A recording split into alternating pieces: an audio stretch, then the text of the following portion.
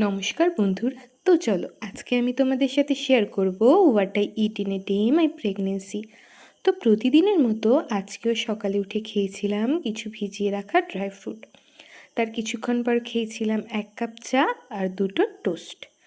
আর আজকে দুপুরের খাবারে ছিল ভাত, পটল ভাজা আর সয়াবিন। আর যেহেতু আজকে আমাদের নিরামিষ ছিল, তো আজকে এই খাবারগুলোই মা রান্না করেছিল। তার কিছুক্ষণ পরে খেয়েছিলাম 2টো পাকা কলা আর 1 বাটি ভর্তি মুসুম্বি লেবু। আর বিকালে খেয়েছিলাম প্রতিদিনের মতো ঘরে পাতা 1 কাপ টক দই। আর জানো তো, প্রথম প্রথম না এই টক দইটা আমার খেতে একদমই ভালো লাগতো না, কিন্তু এখন খেতে বেশ ভালোই লাগে।